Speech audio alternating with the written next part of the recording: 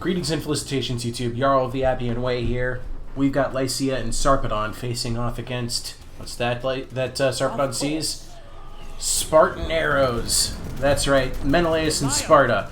And while we watch Sarpedon face down this Spartan foe, I'm going to tell you about the upcoming multiplayer beta, which starts, I think, tomorrow, if not the day after, as well as some battle balance changes that went along with it.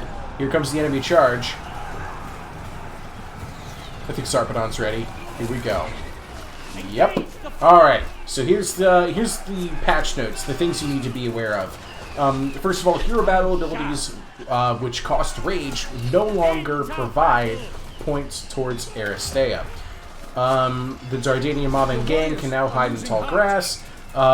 Cyclops got some huge debuffs all the way across the table, and you're actually going to see one of the... And they got one AI performance tweak that is actually going to be to their benefit, and you're going to see it in this battle. I'll talk about that in a second.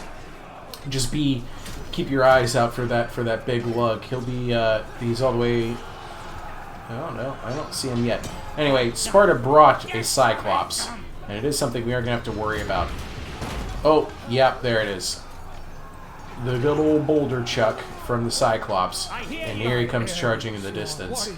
The other thing to watch out for in the background is going to be the winged Lycian chariots, which are doing a number on Spartan archers. Okay, so the Cyclops is in this battle now, and he's at point blank. He's going to throw some boulders directly at Sarpedon. He will no longer be able to do that after this update tomorrow. Those boulders they have a minimum attack distance of 15 meters that he has to throw past that, and that's mostly so that the AI doesn't do these really derpy point-blank rock throws when he'd be much more effective throwing them at a range. Otherwise, he's been nerfed all across the board. Less health, less damage. He goes berserk when he uses his already bad rage ability. It's not looking good for the Cyclops.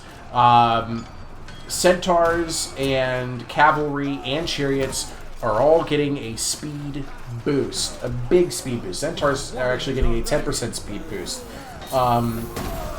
There's that point-blank boulder. What did I say? Thank you, Cyclops. Giants have had their health increased. Corvantes are going to have more health, as well as extra armor when they're in shield wall formation. Sirens have gotten a buff all across the board to their damage, to their ability. The Siren's lure, they're able to use it at a longer range, but they're only able to use it 3 times in a battle now.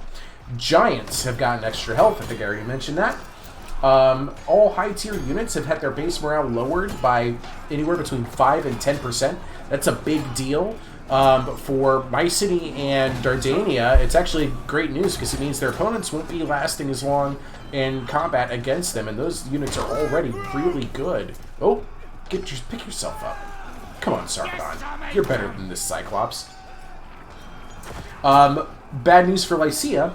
The renowned Khopesh fighters and regular Khopesh fighters are all getting nerfed. They're going to deal 2 less armor-piercing damage. It's not a big deal in the end of things. But the renowned fighters are going to be... Ooh, winged chariots, thank you. The renowned Khopesh fighters will be getting their health reduced by 10%. And I'll show you the stats. They really do need to lose 10% health. They have more health than anything else on the Lycian roster in the infantry, and they're only a medium infantry unit. High-tier slingers have faster reload speed, increased armor-piercing damage of all slingers as well. I already talked about the Sirens buffs, and dang, those boulders. The Harpies limit in custom battles has been increased from 2 to 3, but the Fiends have been limited from 2 to 1. The Dardanian multiplayer roster increases the Chargers, the Defenders, and the Fearless Swordsman limit from 2 to 3. That's huge news, and it's going to make me a big fan of Dardania in multiplayer battles. Here's Menelaus, here to face Sarpedon, I think. We're trying to.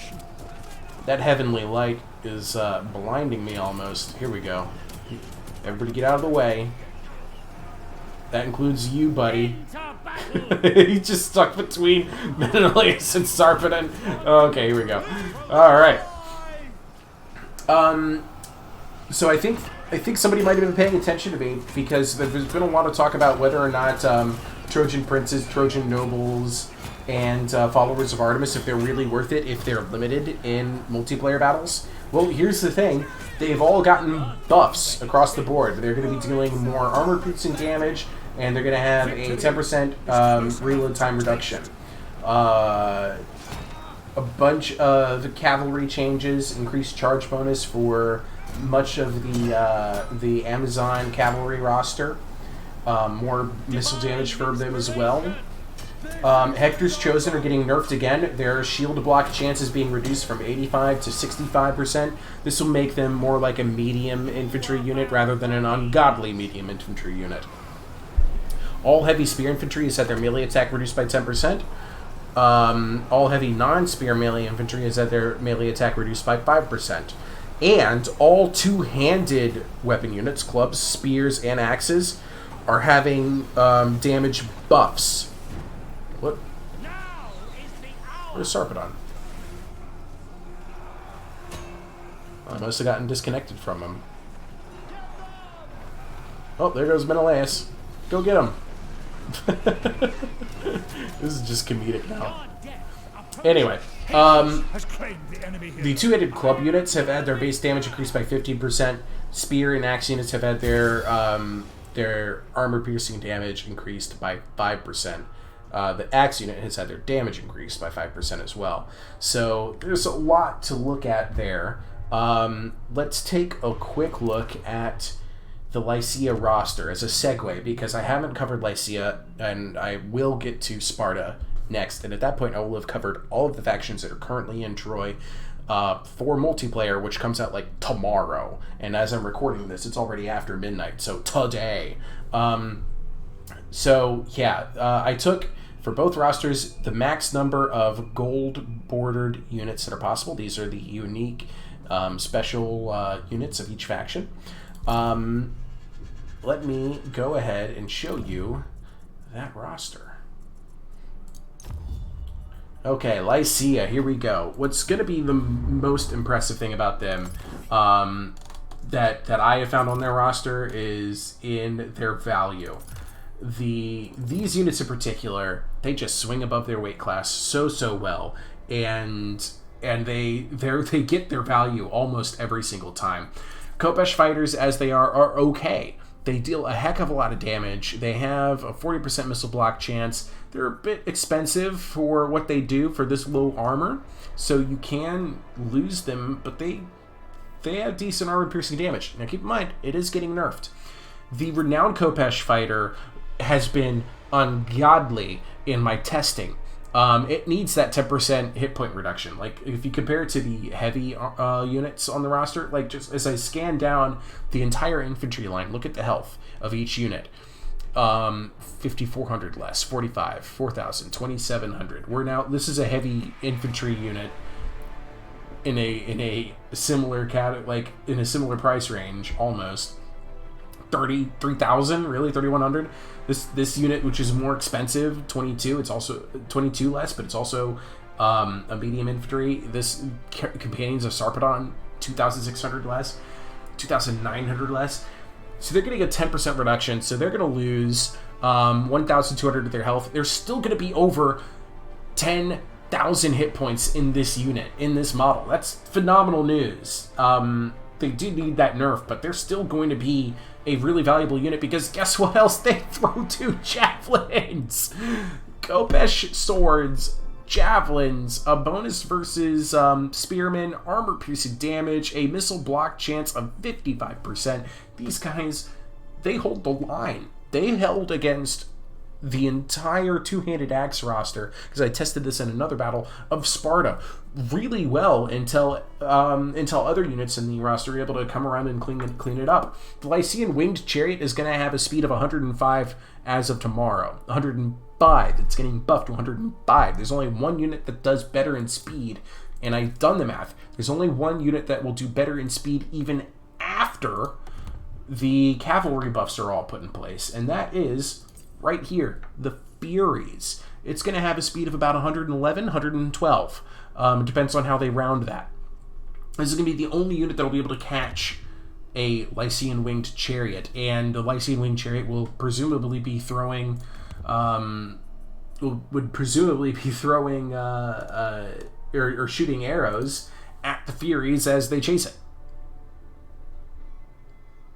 Bad news is that they have a fear effect, and morale is actually pretty good. The other thing about the Lycian winged chariots is that their stats, they fight above their weight class in the chariot battle. They're just as capable in combat as chariots that cost almost half again as much, into the range of 750, into the range of 1,000.